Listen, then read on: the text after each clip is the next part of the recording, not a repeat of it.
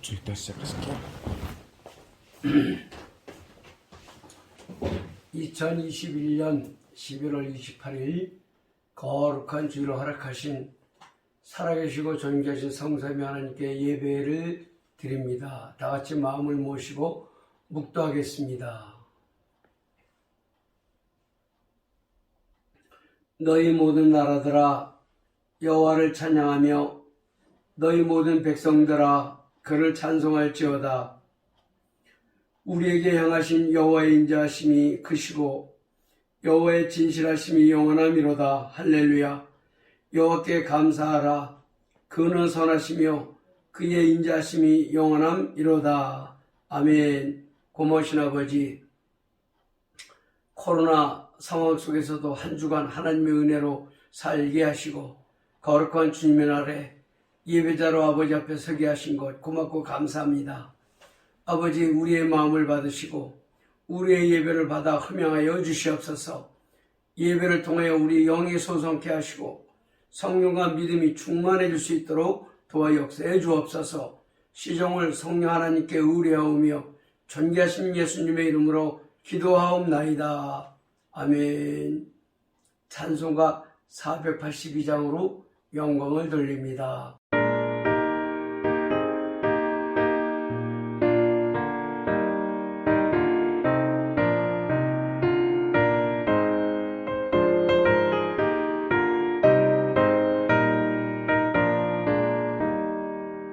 참 즐거운 노래를 높이 불러서 이 세상 사는 동안 주 찬양하겠네.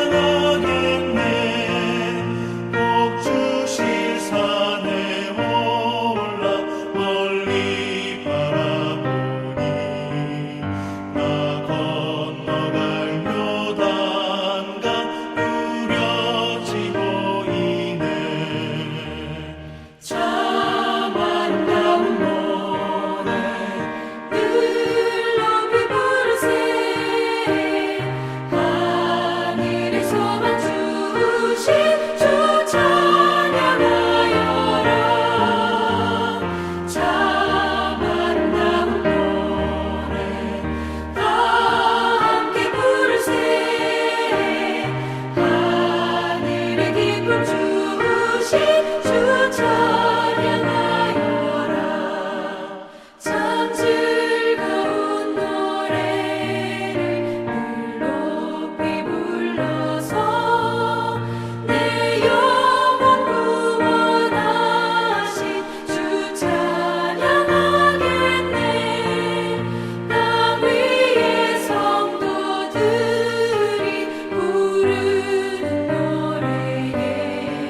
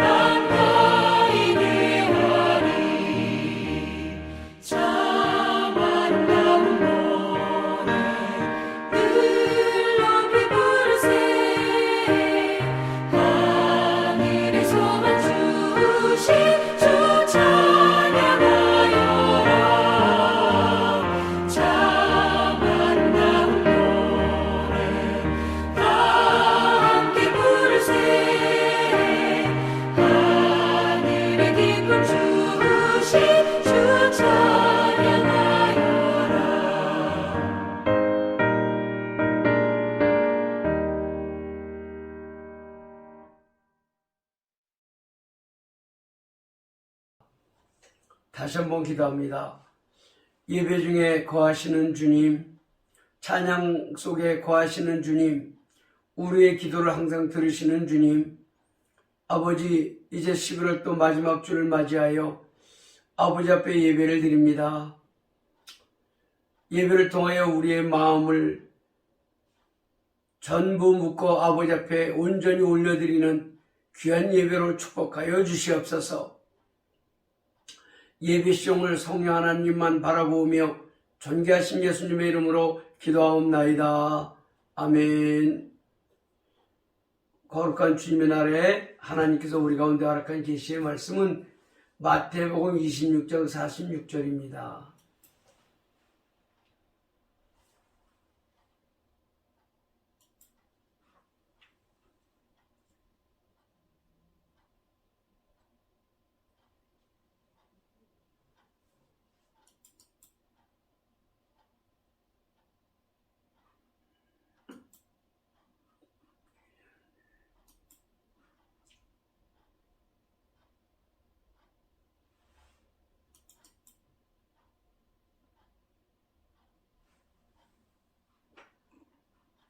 마태복음 26장 46절 한 목소리로 봉독합니다.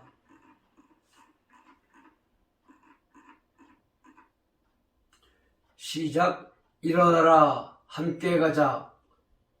보라, 나를 파는 자가 가까이 왔느니라. 사랑하는 지구촌 새생명교회 사랑의 공동체 여러분, 베트남을 떠난 지 100일 만에 베트남에 다시 들어와 여러분과 지근거리에 있지만 현실적인 여건 때문에 오늘까지 무대면 예배로 드리게 되었습니다. 기도해 주셔서 무사히 미국을 거쳐서 한국에서 병원 진료를 잘 받고 이렇게 들어올 수 있게 된 것은 오로지 여러분의 기도 덕분임을 잘 알고 있습니다. 그래서 여러분이 더 그립고 보고 싶은 것이 현실입니다. 공안부에서 특별 입국 허가서를 받고 이렇게 잘 들어오게 하신 하나님께 감사를 드리고 이제 한 주간은 속히 갑니다. 제가 교회로 가는 것은 시간 문제입니다. 12월 5일은 그간 못 보았던 지체들의 얼굴을 보는 날입니다.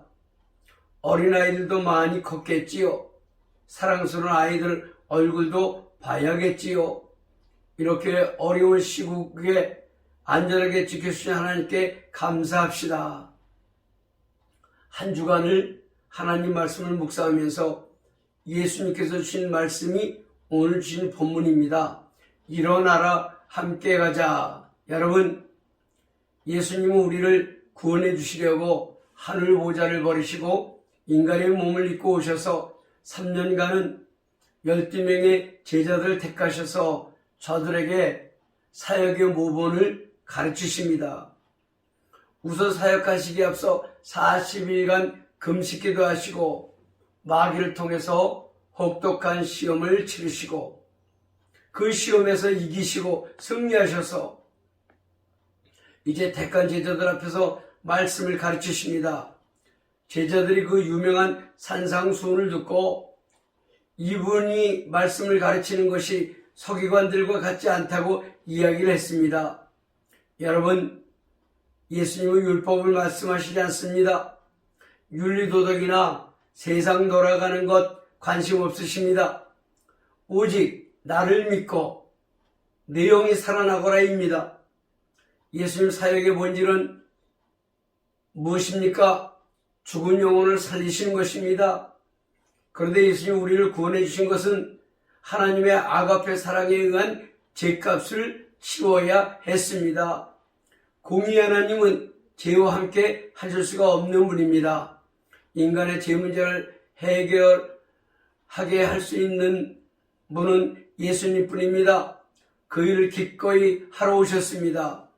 인간들의 죄값을 내가 대신 치루어라. 이게 예수님이 이 땅에 오신 이유입니다. 그런데 예수님은 100% 하나님이시지만 인간의 몸을 입고 오셨을 때는 연약한 인간의 모습을 지니셨습니다. 그래서 성부 아버지께 눈물로 기도하시는 모습이 겟세마네 동산의 기도입니다. 예수님 모든 기도를 하셨습니까? 아버지, 할만하시거든 이 잔을 내게서 옮기시옵소서.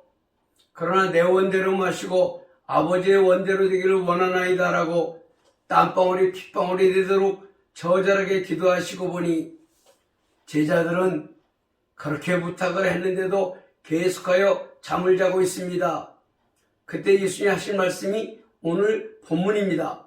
일어나라 함께 가자. 여러분, 일어나라 함께 가자, 자는 자에게 일어나라고 하신 것입니다. 신약 성경에서 잠을 잔다는 의미는 기도하지 않는 것을 의미합니다. 잠을 자지 않고 깨어 기도한 예수님은 제사장들 앞에서 총독 앞에서도 담대하게 할 말하고 급기야는 십자가를 지시고 골고다를 오르시고 이렇게 고난의 십자가를 능히 지시고 사명을 감당하셨지만 반대로 깨어 기도하지 못한 베드로를 비롯한 제자들은 곧바로 무너지기 시작을 합니다. 먼저는 혈기를 못 다스렸습니다. 예수님 잡으러 온 사람 말고의 귀를 잘랐습니다. 그리고 빌라도의 궁정으로 예수님을 따라가서는 권력자에게 무너진 것이 아닙니다. 작은 계집종에게 바로 무너졌습니다. 그리고 예수님을 3번 부인했습니다. 그뿐이 아닙니다. 무덤에서 부활하셨을 때에도 믿지를 못했습니다. 그리고 7명의 제자들이 부안에 이동하여 디베라 바닷가로 고기 잡으러 갔습니다. 그런데 부활하신 예수님이 다시 찾아오시고 저들의 배신을 책망하지 않으시고 내가 너에게 약속한 것이 올 때까지 한 곳에 머물러라. 그 말씀에는 순종을 했습니다. 공룡으로 두둥실 떠올라 성북교로 가신 예수님을 보고 믿음이 조금 생긴 모양입니다. 예수님 말씀에 순종하여 마가의 다락방에 모여서 열흘간 오로지 기도에 전념했습니다. 정말 한마음으로 기도했더니 기적의 역사가 일어났습니다. 성령님이 강림하셨습니다. 그리고 저들 속으로 들어가시니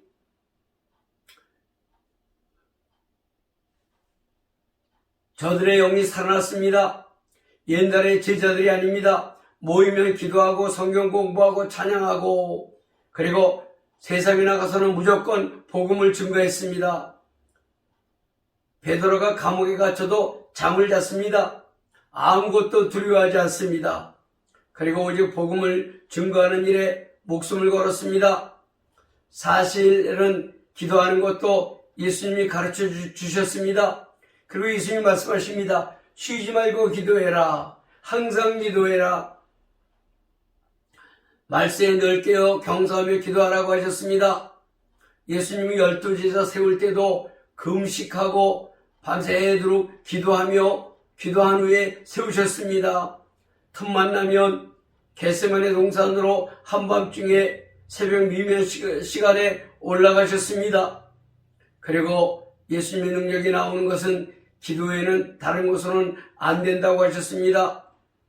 성령 충만한 것과 영역은 오직 기도에서 오는 것입니다.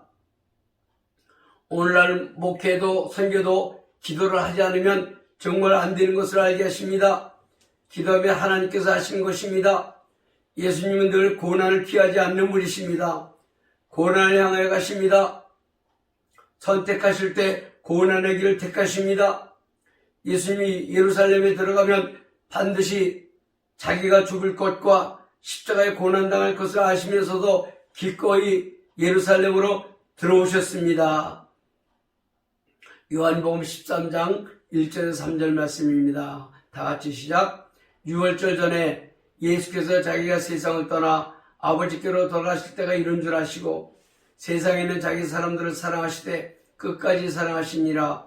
마귀가 벌써 시몬의 아들 가룟 유다의 마음에 예수를 팔려는 생각을 넣었더라.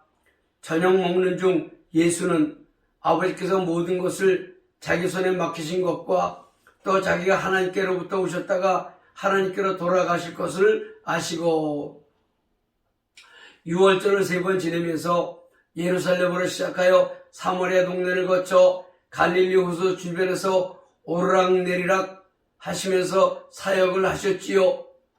유대인들이 예수님 말씀을 드리면 자기들은 병신 같은 생각을 들게 만드는 것이었습니다. 율법을 지키는데 율법을 지킬 필요 없다고 말씀하십니다.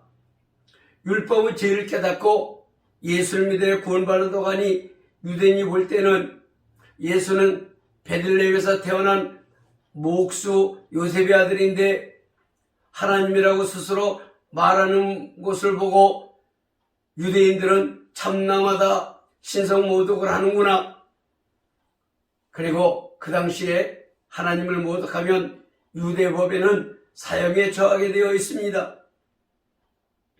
그래서 늘 예수님 사역 현장에 스토커를 붙이고 예수님의 일거수일투족을 감시하며 예수를 제거할 빌미를 찾고 있던 그 현장에 예수님은 예루살렘으로 들어가면 곧 유대인들에게 붙잡혀 사형 판결을 받고 십자가에 처형당할 줄 알면서 예루살렘으로 발걸음을 옮기신 것입니다. 여러분, 당연히 불이익을 당할 줄 알면서도 하나님의 대의를 위해 그리고 고난의 길을 선택하신 예수님을 바라보시길 바랍니다. 우리는 사소한 것 중에서도 내 유익과 내 자신의 안위를 위해서 고난의 십자가를 외면하는 일이 얼마나 많습니까? 나보다는 이게 예수님을 위한 일인가? 나 자신을 위한 길인가를 늘 스스로 물어보시길 바랍니다. 기도해보면 답이 나옵니다. 나 자신의 영달보다 주 예수의 복음을 위해서 잘 결단해야 합니다. 늘 예수님은 자신을 생각지 아니하고 다른 사람 중심으로 움직이셨습니다. 예수님이 그렇게 하셨는가 하면 하나님의 종 사도 바울 역시 예수님을 잘 따르고 있습니다. 바울은 늘 성령의 음성을 듣고 움직였습니다. 성령님은 인격자이십니다. 늘 곁에서 바울의 사역을 조종하십니다. 아시아로 가지 마라, 마게도냐로 가거라. 그래서 빌립보 교회, 데살로니가 교회, 고린도 교회를 개척하고 가는 곳곳마다 내 동족의 구원을 위하여 유벨락에도 유대 회장을 먼저 찾아갑니다. 그리고 그들에게 복음을 전합니다.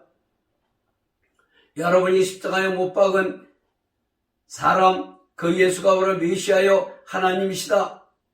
이렇게 말하면 배척하고 돌로 치고 매를 때리고 별 핍박을 다 받았지만 결코 포기하지 않습니다.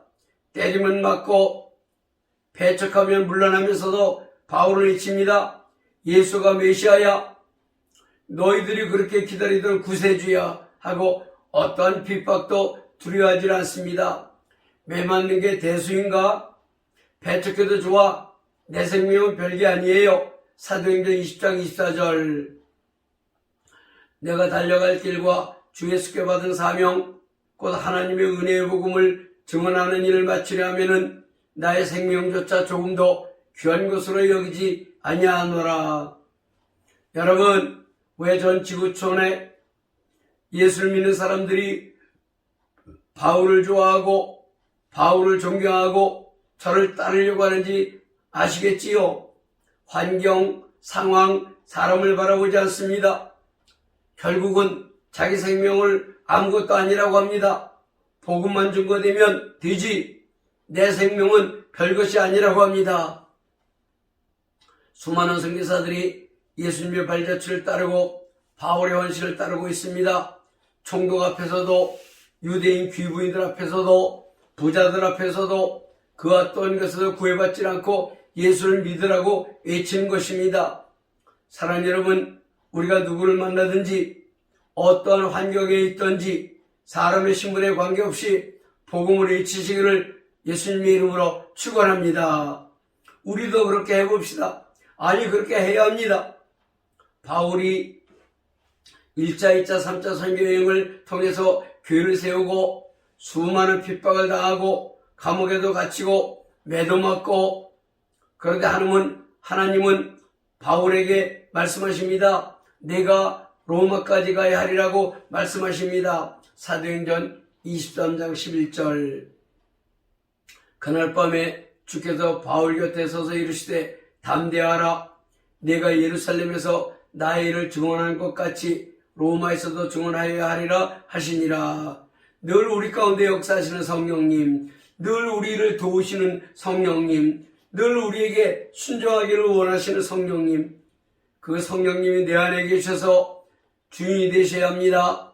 종은 주인의 뜻에 무조건 순종해야 합니다. 내 의지를 너무 앞세우면 아무것도 안 됩니다. 베드로에게 말씀하십니다.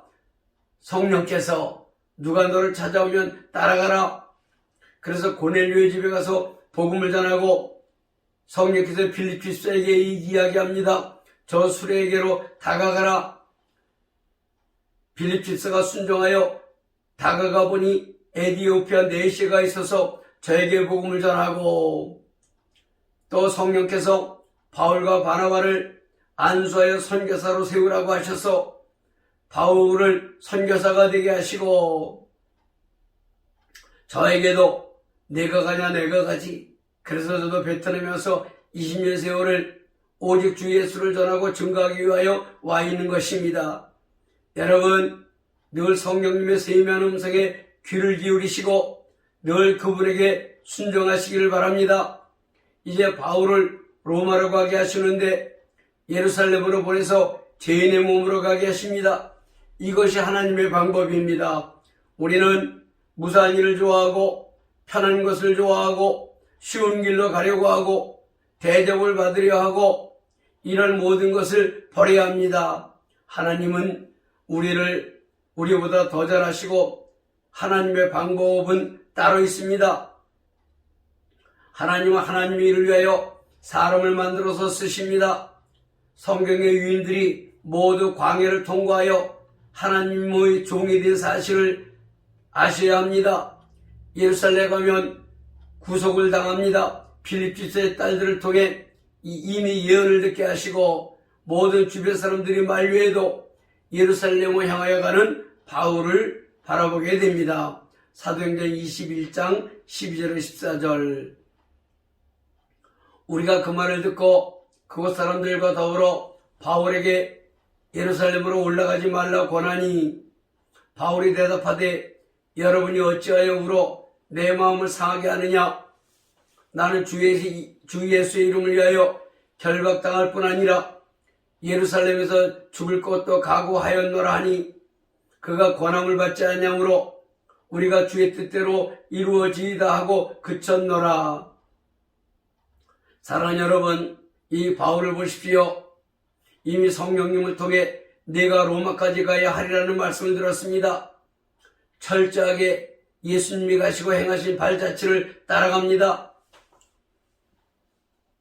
예수님 말씀하십니다. 누구든지 나를 따라오려거든 날마다 자기를 부인하고 날마다 자기 십자가를 지고 나를 따를 것이니라. 누가복음 9장 23절.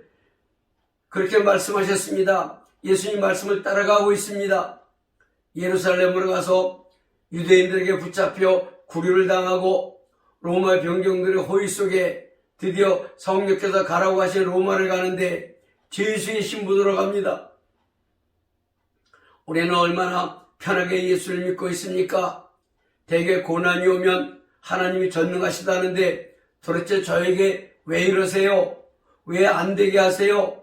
왜 아프게 하시고 병들게 하세요? 하나님 살아계시다면서요? 왜 망하게 하세요? 하고 되묻습니다. 오직 형통해야 하나님을 잘 믿으려고 합니다. 그런데 예수님이 그러셨듯이, 바울에게 그렇게 하셨듯이 하나님께서 우리 모두에게 늘 광야길을 걷게 하십니다. 왜 그렇게 하실까요? 하나님의 은혜를 알게 하시려고, 또 믿음이 자라게 하시려고, 또 기도를 하면 응답하시는 하나님을 알게 하시려고. 우리는 고든 길로 가게 절대 안 하시고 굽은 길로 가게 만드신 하나님이심을 아셔야만 합니다. 이제 결론입니다. 베트남을 떠나온 지 100여일 만에 다시 돌아왔습니다. 다시 들어오려니 만감이 교차했습니다. 다시 가야 하나? 할 만큼 했으니 이제 미국에서 편하게 쉬세요. 한국에서 함께 삽시다. 특별히 미국에서 손주들과 힐링하고 좋은 시간을 가지고 있는데 다시 베트남으로 가려니 아쉬움도 많이 남대요. 그러나 결단하고 다시 발걸음을 베트남으로 향하면서 주신 말씀 예수님과 바울을 생각해 보라고 하시대요. 다시 십자가를 져야지. 내 의지대로 살지 않고 성령님 음성 듣고 그대로 해야지. 마음을 다짐하고 베트남에 다시 왔습니다. 사역의 끝은 없지만 이제 다시 허릿줄을 불끈 메고 현장으로 달려가려고 합니다. 힘들고 어려울지라도 성령님께서 힘주실 것을 믿습니다. 능력 주실 것을 믿습니다. 예수님을 바라보고 달려갑시다. 일어나라 함께 가자고 하십니다. 바울 족적을 따라갑시다. 하나님이 함께 하실 줄 믿습니다. 오직 기도와 믿음으로 복음 증거를 위하여 달려갑시다. 제가 베트남에 다시 온 이유입니다. 마지막입니다. 일어나라 함께 가자. 사랑하는 여러분, 저와 함께 가시도록 주님께서 은혜를 주시기를 예수님의 이름으로 축원합니다. 아멘. 찬송가 370장으로 영광을 돌립니다.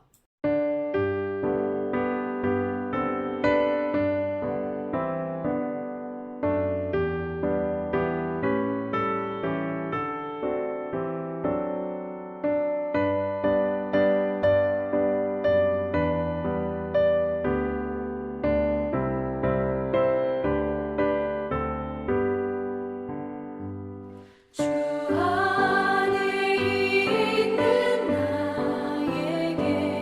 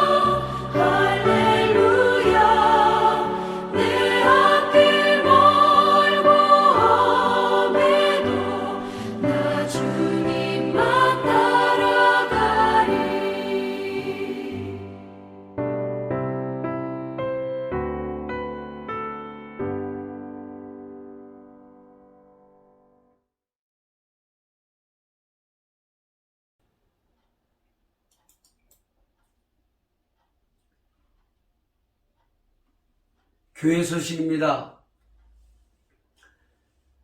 11월 25일 날 저녁 비행기로 들어와서 한 주간 임페리얼 호텔에서 이제 자가격리 중에 있습니다. 일주일 지나면 교회로 달려가겠습니다. 여러분 자가격리도 잘할 수 있도록 기도를 해주시길 바랍니다. 12월 5일부터 대면 예배로 모이겠습니다. 몇 달간 우리가 예배다운 예배를 못 드렸습니다. 이제 교회로 다 모이시길 바랍니다. 누가 어떻대, 누구는 어떻대 그런 말을 하지 마시고 서로의 인격을 믿으시고 12월 5일 날 어린아이들까지 다 데리고 교회에 오셔서 전능하시고 살아계신 하나님께 우리가 예배를 드리시기를 바랍니다. 힘있게 나오시길 바랍니다. 자, 신학교 강의가 재개되도록 기도해 주시고 야구 프로젝트가 26개가 됐습니다. 목표가 차도록 기도해 주시고 신학교를 이제 법인화를 잘 만들어서 나갈 수 있도록 기도해 주시기를 부탁을 드립니다. 직장이 형통하도록 기도해 주시기 바랍니다. 사업을 하시는 분 사업도 형통하도록 기도해 주시기 바랍니다. 우리 김태현의 대학 입시를 위해서도 특별하게 기도해 주십시오. 찬송가 50장을 부르시면서 준비한 예물을 하나님께 올려드립니다.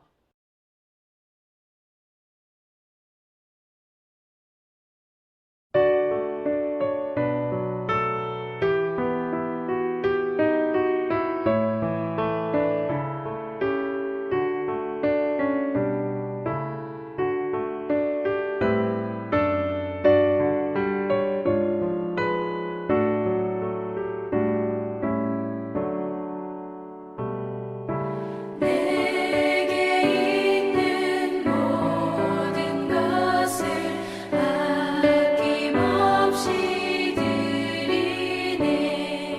사랑하고 의지하며 주만 따라 살리라. 주께 드리네. 주께 드리네. 사랑하는 구주 앞에 모두 드리네.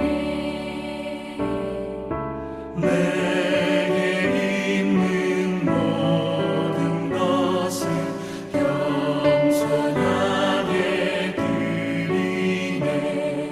세상 욕심 멀리하니 나를 받아주소서. 주께 드리네. 주께 드리네. 사랑하는 구주 앞에 모두 드리네.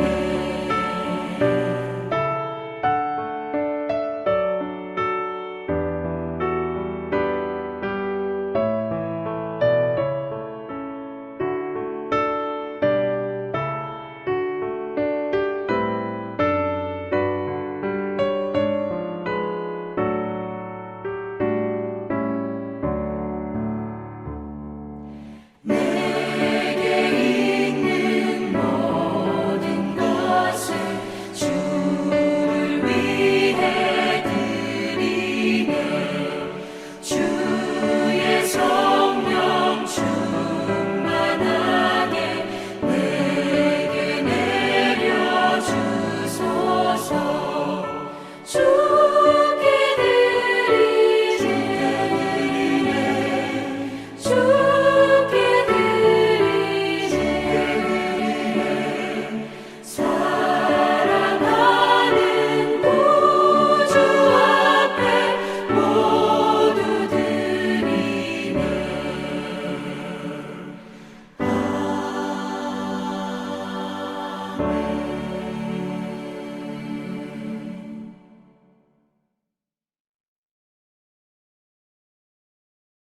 기도하겠습니다. 아버지 고맙습니다.